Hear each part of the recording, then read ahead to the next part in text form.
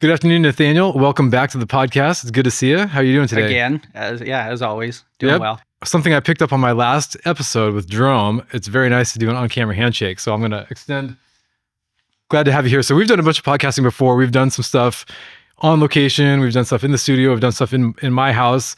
So it's nice to have you kind of here in the Harbor House in Olympia, Washington, and glad to be catching up. Yeah, it's great to be somewhere that's literally a walk down the boardwalk to get to. That's right. You're with Van Dorm Realty, and you guys have a beautiful office down here, which is actually kind of a new location for you within the past, year and a half? Yeah, we're right down on the port of Olympia. We've got views of the Olympics and the end of Bud Bay, so the most southernmost point of the South Sound, the inlets. So someone comes to your office and they're like, "Oh, I love that view." You say, "Hey, I could get you a view like that of your very own. Follow me." It's honestly, it's a really nice place because after all the chaos of sitting at a desk for a while, you can then go out and just decompress right outside. Stare off, like I said, into the sunset and take a look at the Olympics. We got the Capitol, and we're centrally located to pretty much everywhere in Olympia, which is nice too. Well, you and I are big Pacific Northwest people. I was going to say fanboys, but that's wrong. But just, lovers of the environment, the, atmosphere up here, and getting to go outside. You're a big rafter and stuff like that too, which is always fun. So yeah. If it's outdoor adventures in Washington, I'm usually in. So tell me what's going on with the real estate market in 2026. I know that's I've been seeing some memes, or I guess reels are the new thing, not memes anymore, showing my age here. But the real estate agent's least favorite question: what's the market doing? How's the market? Yeah. And they're like, well, are you going to buy a house or not? It doesn't matter. The roller coaster of what's going on with the market. I can only give my personal experience. I am very active, especially in this area. So what I've noticed is that there's just a much more balanced market. You're getting a lot more buyer concessions available. Sellers are definitely not in the 2021 anymore that they were, where it was listed on a Thursday, 5 offers on a Monday. They're getting a chance to actually do inspections and research the house that they're going to be living in. So I see that as beneficial to everyone, really, especially those that want to be a homeowner. I am, as you know, on the mortgage side, and I've kind of see a little bit of a split market. So it does seem like some houses, maybe this is more of a King County thing. Some of those houses are going with no inspection, with non-refundable earnest monies of $50,000. And I'm talking, maybe this is a $1.2 million listing. So more on the expensive side up there, but that seems like the house that's over $1 million, but listed slightly aggressively, it's still flying out. But if your listing price is not really, maybe you're a little optimistic, it seems like those guys are sitting. So for me, what I noticed is it's more about the character of a house. If your house has character and it's interesting and it's exciting and it tells a story, that the property has some appeal to it, those are the ones that are moving quick. Everybody wants a feature. Yeah, when you're getting the traditional, slam together house in the cul-de-sac, those are the ones that are they're a lot more popular right now for going onto market, because people do seem to be changing their lifestyles a bit, and those are the ones that are having a much bigger pool to select from. Whereas those one-off properties, the 1 acre that's got possibly some water or something like that, and then the house actually, again, has some character and is well kept, those are the ones that are still going almost immediately. So if you're going to a listing appointment, maybe you can riddle me this, as somebody would say. I shouldn't. Anyways, I was talking to a neighbor of mine, and they were listing their house, and I would say our predominant neighborhood value, probably $585 for the nicest house in that neighborhood, which we'll see because there's a couple houses listed, and they're thinking $625. So I'm like, whoa, where did you come up with this number? Number one. Number two, I guess there is no number two. Where did you come up with that number? And have you seen people saying I think my house is worth $50,000 more than what I can actually see is selling in my very own neighborhood with my own eyes? That's been an ongoing thing. I don't think that there's been a point in time in my career where there hasn't been at least one person that says this is what I want to list my price for, and it might be a bit unrealistic. I understand having a target, like a profit target, or saying hey, I want to break these certain numbers. But then there has to be an acceptance on what reality is, right? Yeah, you kind of have to reverse engineer it a bit. Taking a look, obviously, at the statistics, sold homes, what's actually actively available. A lot of the time, that's what I'll do is, it's not going to determine value, but look at the price point that you're going to list it at. Now look at the other homes that are still actively available, the competition, right? There's comps. So you have comparables and then you have competition. There's two different categories there. So looking at the competition, does my house stack up to these houses? Do I have features that are going to meet the same bar that the other ones do? Or am I going to be overlooked because I'm above that selective area for that buyer? So yeah, interesting how people really want to have something special versus just focusing on the fact that they can buy a home and live there. Yeah, you definitely have a group that still is just interested in getting a home, but there is a lot more appeal to something, again, that's just got a whole ambiance around it, something that fits a niche.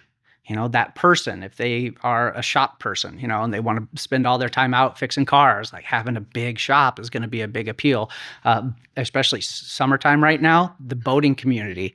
So am I going to be able to fit my 21-foot Bayliner in it or not? That's going to be another niche that needs to be filled. So it really depends on the audience on what's going to move. But I definitely see a lot more homes that are moving that have something to them, some sort of special something. So speaking of features, in the past 6 months, what would you say is the most unique feature you've seen on a property here locally? I was just out at one yesterday that had a 4-bay shop, a studio apartment, another storage area, and then it had a kitchen inside the house separate on both levels. Oh, wow. And then bathrooms on both levels. So you had multi-generational living appeal. You're at the end of the road. So it's the very last house. So no cars are coming down your driveway that are unexpected. You're going to know everybody that pulls up. And then you have the best of everything. You've got the places to work, the places to store things. You've got the boat/RV storage. You can bring the kid back from college and have them live in their own private area. You can supplement your cost of living by renting out an apartment. So it kind of checked all the boxes. So I think that, that's the sort of place that I've been talking about. Those are the ones that I see that are consistently moving quickly. Yeah, I've noticed like the DADU, or the additional dwelling unit, has been really popular for the multi-generational thing and having family, grandparents on site with you. So used to be you would move in with your parents. Now sometimes it seems parents are moving in with kids. And the mother-in-law suite. Yeah, which I have a 3-year-old. And so part of me is like, well, yeah, that's not going to, our families are not set up for that. But it does seem like it makes sense if your family dynamics work to all be together. I think that there's a lot of appeal to being able to have my son run across the street over to Gram's and go hang out with her, right. And have that be a possibility. I mean, that goes a long way because, my mother, his grandmother, would love to see him more. And to have her located as close as we could get her would really be ideal for everyone. Yeah, it's one of those things with our modern society that seems kind of insane that we live so far away from our own family. Yeah, it's a culture thing for sure. There's definitely other cultures that really encourage, keeping families together and I think throughout generations. Part of that is economic, right? It's like, well, I like having my own space, so I'm going to live in my own house. Yeah. But as things become more expensive and as it becomes 2030, 2040, 2050, we might have to be starting to live all together. Yeah, and it's also relationships. Different families have different sorts of relationships that are compatible or not compatible. I tend to lean towards the former. So my relationships, I want my family around. I enjoy spending my downtime with them. So anytime that I can spend actually with them instead of on my way to be with them is just more convenient. Yeah. Well, like I'm able to work from home, so no commute, which gives me an extra hour every day to spend with them, which working from home has its own challenges. It's easier to get distracted, but if you have the family thing going on, it's pretty nice. Yeah, I like being offsite in an office space where I have a lot of other people that are doing the same thing that I am and encouraging each other and holding each other accountable. And just the ambiance of being in an office is kind of like being on the stock market floor where you just feel active.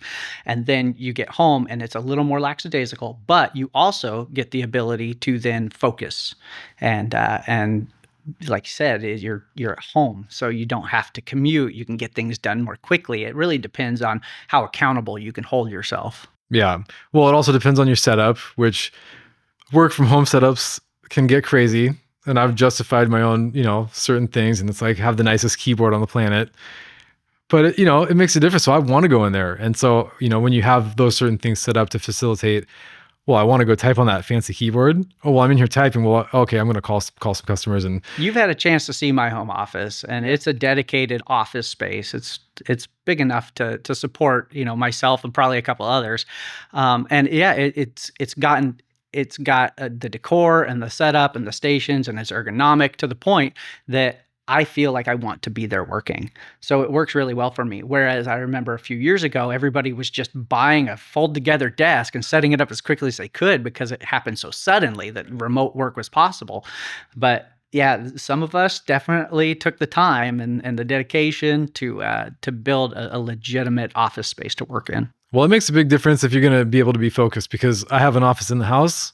Very hard to work from there. I have an office build out as half of my garage is an office space. You know, you've seen it, little mini studio, but man, it's just separate enough. And if you're going to work from home, take yourself seriously. And this is kind of getting into more of a lifestyle mindset topic here, but you really need to make a space for yourself to do the thing that you want to do. I feel the same way. I have to want to be there. You know, having a folding desk is not going to work for me. I need to have a place where I can go and I can feel like this is something that I have put my heart and soul into. I'm very passionate about it. And because of that and the hard work that I put in to get that and to build it out and to make it my own, that I'm going to actively use it. One of the things about the buy once, cry once mentality is that when you have that thing, sunglasses, great example. I bought a pair of, to me, expensive sunglasses. I've had them for like 5 years now. Right. When I was buying my $20 gas station glasses, I'd lose them on the first weekend. I'd sit on them, whatever. But when you have nice things, you want them to stay nice. And I think that when you do that, you start allotting more of your time towards those things and caring for those things and appreciating them. Having your office set up is one, like getting your basics and getting your foundation set up. One of the things I've been running into lately is kind of more of the broader sense of being able to take care of the whole entire home. It's kind of tracking back to the real estate thing, is having the resources. Like I had a mouse scratching under my floor, so I had to call the pest guy. My floor is the garage in this case. So I'm like, how is a mouse under the garage? So, I mean, I went under my crawl space. My crawl space doesn't go into the garage. And so I'm like, well, what pest guy am I going to call? And maybe you can talk about how are you going to make these decisions for homeowners, right? How are you going to know what resources to use? For me, typically I'm going to call my dad or I'm going to call a friend. But if you own a home and you have stuff going wrong, like you're just going to look on. Yeah, well, I'm one of the biggest culprits because I sit so many home inspections that as soon as I get back to my house, I start looking at all those things. Right. I start looking at my gutters. I start looking at my roof. And so over the last few years, I've actually done quite a bit of work to my own place because it's just a daily reminder that I need to get people out. The people that I use are off of my list. So I send out a magazine every January to all my former clients, current clients, friends and family, pretty much everybody. If I've got their address, I'll send it out. And it's a mix between my professional life and my personal life. It's a glimpse into that because I don't share too much online anymore. But I do keep a contractors list of service people and handymen and pretty much anybody you can think of. I've lived here my entire life. I've been here for 41 years now. So I know just about everyone and I go through it regularly. I keep it updated. I make sure everybody's still in business. Everybody's still got high regards from clients or former people that have gotten service done by them. But I send that out to pretty much everyone. And it's just a very simple way to track the people that I feel do a great job, have a fair price, and are going to take care of the people that I'm ultimately responsible for. And by doing that, I feel like there's an added bit of security there for the people I give it to because my name's on it. So now my reputation's at stake. And I make sure that all the contractors that are in that booklet know that, hey, you know, this isn't just reflecting on you. This is reflecting on me as well. So please do a good job. Answer your phone, communicate, you know, all the important things that people want. Yeah, I mean, I think that's huge. Number one, not only to have a list of resources to give to someone and say, hey, if you have anything come up, consult this list. If you have a weird question, obviously just call me, right? But then not only here's a list of people, which anyone could Google, this is an actually curated list that's been vetted by me personally. Correct. That's the magic in that. And so saying, hey, if you work with me on a transaction locally or buy a house, real estate here in Washington, I know people in Washington. Yeah. So we can help you fulfill the rest of that after the sale closes, which is a huge, value add for anyone that's looking to work with somebody, because if you have an issue, who are you going to call? Hopefully you can call someone yeah, get some good information, get steered in the right When we direction. close on a property, it doesn't stop there with me. I just finished up one last weekend. I spent the next 2 days. I've got 5 enclosed trailers for my staging stuff. I spent the next 2 days shuttling trailers back and forth to get all of their stuff on a 5-acre homestead moved from all the way over in West Olympia down to Centralia. Like, it was a big ordeal. And by providing that service and just that comfort to them, it made everything so much easier. And I'd just drop them, they'd load them up, I'd come back, I'd rally down and drop it at the other house, leave, they'd unload it. That way they didn't need me to be there to go through their belongings and help them with that, but it was just enough to really make a difference. And so that way, one, they could meet their timelines, but two, it was just, I think, a little comfortable that I'm not just filling out paperwork. This is not just going to be a quick, hello, we'll finish your transaction and I move on, you move on. I legitimately care for people and how things go for them, not just during the transaction, but afterwards, and make sure that the transition into their new home or their transition out of their current home is something that they can reflect on in a positive way later. So from a mindset perspective, if you've got multiple listings, multiple sales, closings going on, staging, do you have any special techniques you're using to stay organized? Do you speak to that kind of like work ethic, mindset, lifestyle at all? Or are you just kind of like, hey, I know what to do. I get up and follow my checklist and it's not that complicated? Yeah, no, I definitely have checklists. I am very, very organized. I've got multiple Excel spreadsheets and build outs and budgets, and I keep track of pretty much everything that I've got. I also have resources that I use. It's not just me giving out resources to other people. These are other people that I call and I implement into my own business as well. So it's a little bit of everything. But yeah, my day-to-day changes on such a consistent basis that I have to have a calendar, and I have to make sure that I've got everything scheduled. I have to make sure that I have extra eyes on things. I balance my own books and make sure that that stuff goes to somebody, that can actually file taxes later. But I want to give them something that I've actually gone through and had a chance to organize and collect the data in a way that they can make it out and it's legible. So there's a lot of stuff like that I do that I think is very much so above and beyond what somebody in this industry does. I really legitimately run my business like a business. I managed a company for a very long time. I had quite a bit of responsibility there. And so at this point, I feel like implementing the things from that into this just made my business that much stronger and easier for me to absorb and digest on a regular basis. So one of the guests I had on my podcast earlier was operating at quite a high level, and it seemed one of the keys he had was certain individuals that either he brought into his life and maybe kept, a couple different key people. Do you have a team around you that helps you to do any of this? Are you kind of one-man banding it? What's your setup as far as fulfillment? That's a bit of a hybrid. So I definitely have resources and people that I call on. I've got a transaction coordinator. What's up to Tori? She's amazing. I've got a photographer, videographers. I've got you, obviously, are fantastic at this. I do have several people that I call on, but I also keep a hold of as much of it as I can because I do care about how my business is portrayed by people. My responsibility is to them and making sure that I am available. I'm not going to be pawning them off on other people. I'm not going to be delegating things. Delegation is, I think, one of the most misused words in a lot of these management positions. Yes, you can absolutely grow your business to be massive, which is great. Everybody wants that. But at the same time, I think there's a little bit of sacrifice there. I like to make sure that all my controllables are controlled.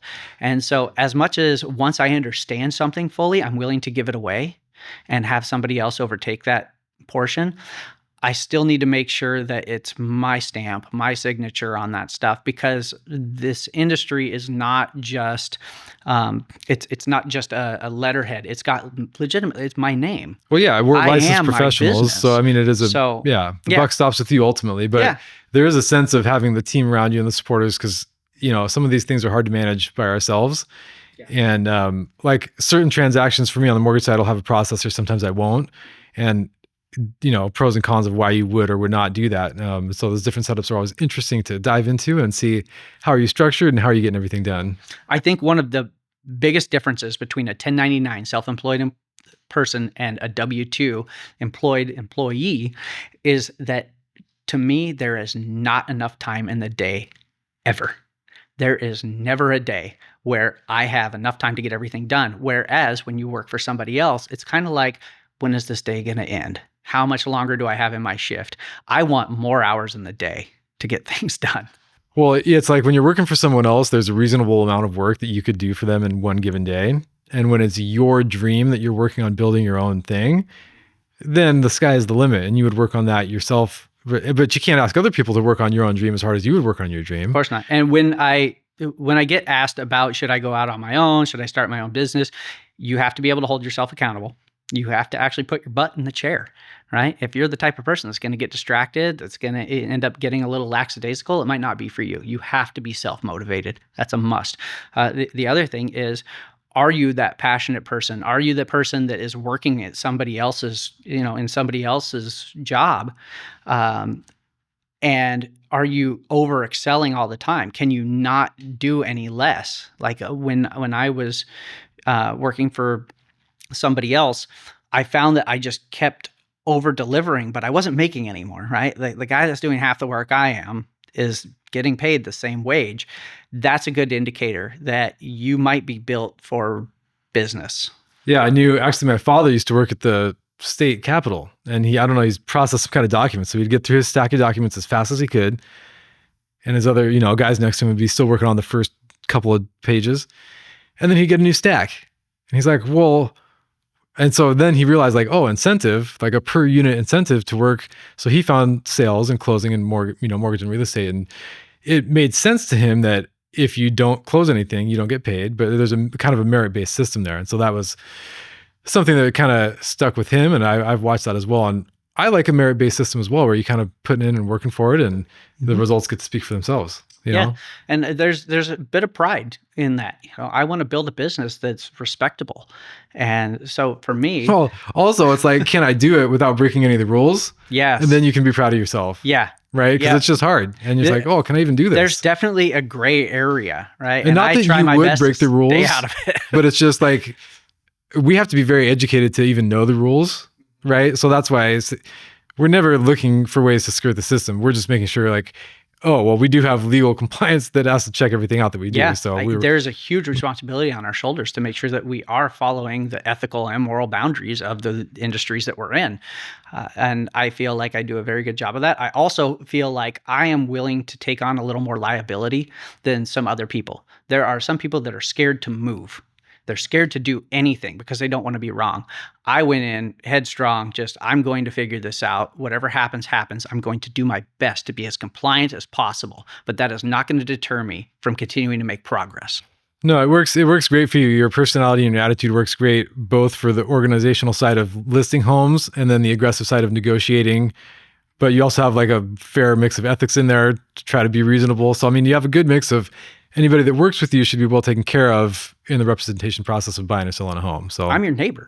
Right? Yeah. I'm not going anywhere. Right. So if I have a bad reputation following me around, I can't avoid it. Well, and you like to be in the community. But yeah, I definitely do like to get out. I think my favorite way to talk to other people is in a very limited setting.